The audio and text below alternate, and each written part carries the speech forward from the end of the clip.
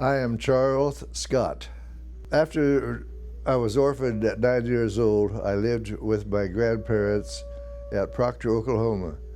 My dad's name was Thomas Scott and my mother's name was Pearl Sanders. The main part of my growing up, I think, was probably at Proctor. Lived with my grandpa, who was Sam Sanders, and Jesse Sanders from 9 on, and that was the most important part of my life, I think. I guess I had more freedom of youth when I was with them. And I say that because I had my own .22 rifle at Proctor. I was able to go out and hunt if we were not working in the fields. Grandpa was on a piece of allotted land from the Cherokees. There were several squirrels around, and I could go out and shoot squirrels. My grandpa would give me 3 .22 bullets and expect 3 squirrels back. One time I went out with 3 bullets and I got home with 2 squirrels. And Grandpa says, "Where is the other one?" I said, "Well, when I shot it, it jumped in this nest and a tree was too big for me to climb." So he says, "Well, son, pick up the saw." And he picked up the axe and we went up to chop the tree down, and a squirrel was in there. He said, we'll use this tree for firewood for the winter.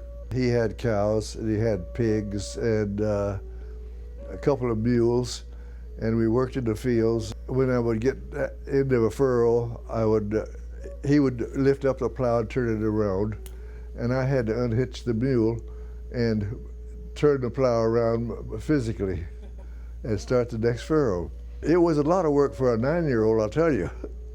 The games that we played was tag and shinny, which was used an old canned milk can, and used a stick to hit it with, and our shins were always bruised from getting hit with the sticks.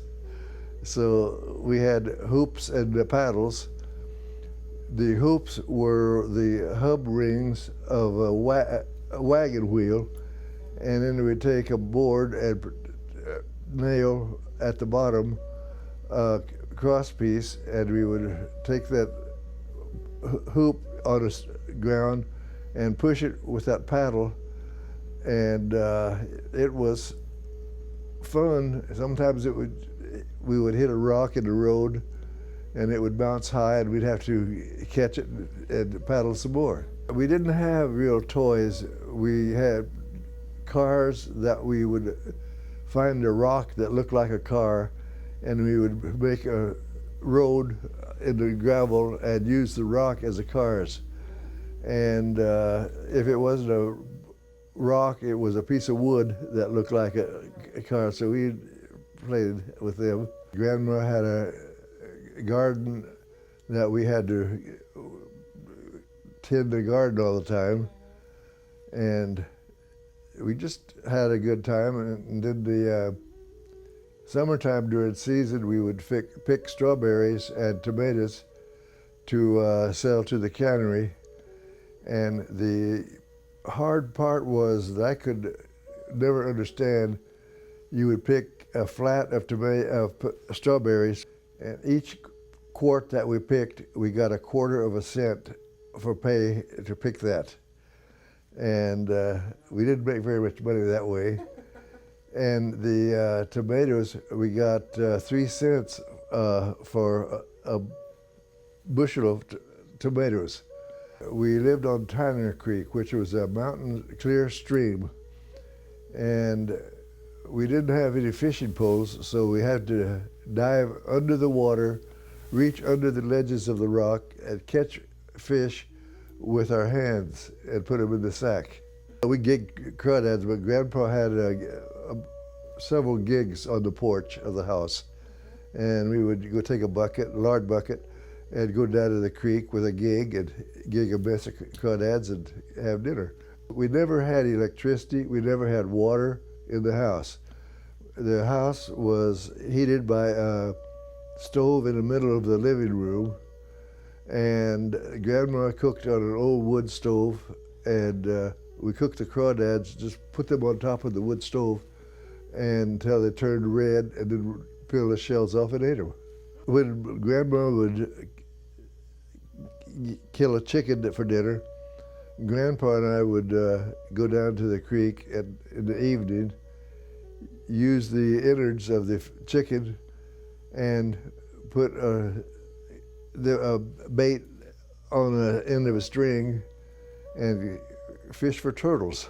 He had an old .45 pistol that he used with buckshot, and as I would pull the turtle up to the top of the water, he would shoot it. And we had turtle to eat all the time. Grandma would fry it just like a chicken, and that was a different thing. It was very tasty, almost as tasty as our normal diet of cornbread and pinto beans. I went to school for, while I was at Proctor, at the two-room schoolhouse. And the big kids was in this room, the little kids was in the other room, and it was heated by a great big old wood stove in the center. We had to walk to school every day and carried our lunch in a lard bucket.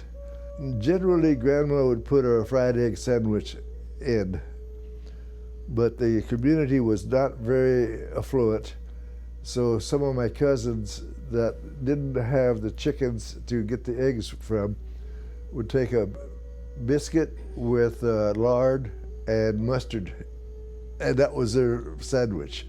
The Indian agent located us in a school. He found a place for my brother and I, Marble City, the Presbyterian Mission School at Dwight Mission. So that's where we finished the 8th grade, and we had to work a half a day in order to go to school a half a day. And the first job I had was working in the dairy, milking cows at 4 o'clock in the morning, and they decided, well, he's too skinny for that, so let's put him in the woodshed so that he won't have to get up so early. So I went to the woodshed and had to chop wood. My brother and I went to Haskell Institute in Lawrence, Kansas. At that time, it was a vocational school, and we did not see the inside of a classroom after the 10th grade. And at that school, we had to work a half a day in order to go to school the other half. I was never homesick. I mean, it was always fun wherever I was. We had a very happy childhood, I must admit. We had cracklings a lot, and they would then take the lard and mix it with wood ash and for our soap. So it would make lye soap, and that's what we washed our hands and face with. We would go down there and just jump in the creek. We didn't have any swimsuits for sure, so we'd jump in with our overalls and shirts, and girls would just jump in with their dresses, and we would swim. I can't complain about my life. It was always a happy one. But you got to be outside and running, and being active is the best part of living.